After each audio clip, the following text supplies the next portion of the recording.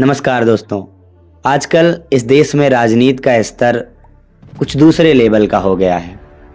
आजकल राजनीति धर्म के आधार पर होती है, हिंदू मुस्लिम, तो कहीं पर जाति के आधार पर।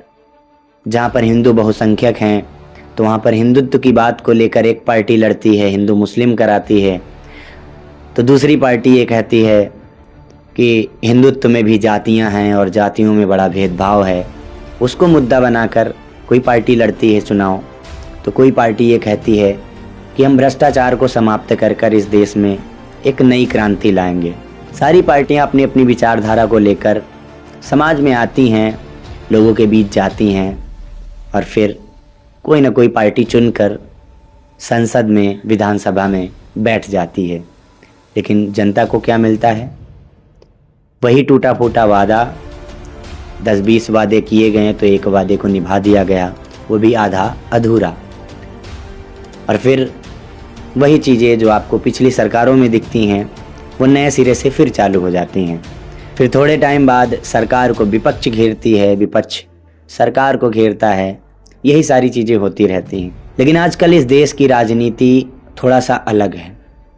आजकल देश में जातिवादी नेता अपनी रोटियां सेंक रहे हैं। अगर एक विशेष जाति का कोई मामला होगा तो उस जाति का नेता बड़ा खुलकर आएगा और मैदान में उतरकर जंग जैसी स्थिति उत्पन्न कर देगा। लेकिन वही नेता समाज में किसी विशेष वर्ग के द्वारा, किसी विशेष धर्म के द्वारा, किसी विशेष जाति के द्वारा कोई क्राइम किया गया होगा तो उस पर एक शब्द नहीं बोलेगी। जी हाँ, मैं बात कर रहा हूँ उत्तर प्रदेश की।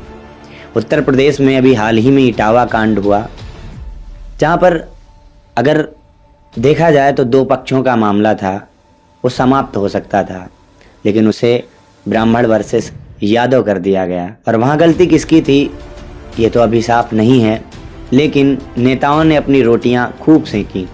उसके बाद बहुत सारे मामले आए जहाँ पर यादवों के ऊपर अत्याचार हुआ, लेकिन फिर वो नेता गायब से दिखते हैं। अभी एक मामला आया जहाँ पर लुलु मॉल में फराज नाम के एक कर्मचारी ने एक महिला के साथ, एक महिला कर्मचारी के साथ छेड़छाड़ की, उसके साथ शारीरिक अत्याचार किया, उसे सिगरेट से दागा, उसकी वीडियोस बनाई और उसे धर्मांतरण के लिए मजबूर किया।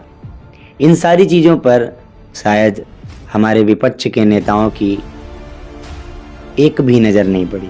कारण है उसका, उनका वोट बैंक प्रभावित हो जाएगा। उनकी एक विचारधारा है, उनकी विचारधारा को ये क्राइम सूट करता है, क्योंकि उनके बड़े बुजुर्ग कह गए हैं, बच्चे हैं, बच्चों से गलतियां हो जाती हैं।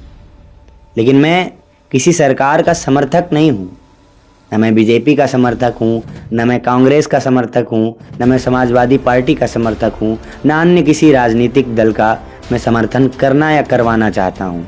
लेकिन मैं इतना ज़रूर कहना चाहता हूँ, माननीय योगी जी की सरकार में कम से कम भ्रष्टाचार और जहाँ पर इस प्रकार के घटनाक्रम होते हैं वहाँ पर जीरो टॉलरेंस की व्यवस्था तो है। वो एक मुखी होकर नहीं बोलते हैं आपकी तरह कि अगर आपकी जाति का कोई मामला है तो उसे हाइप दे दो, समाज में जातियों में विद्वेष पैदा कर दो। और अगर किसी विशेष धर्म के लोगों के द्वारा किया गया कोई कार्य हो तो चाहे वो आपकी जाति के खिलाफ ही किया गया हो, लेकिन आप चुप रहेंगे। ये आपकी घटिया नीच सोच है, इसको बदलिए वरना ये समाज आपको बदल देगा। वैसे आपके क्या कुछ विचार हैं कमेंट सेक्शन में ज़रूर बताइएगा।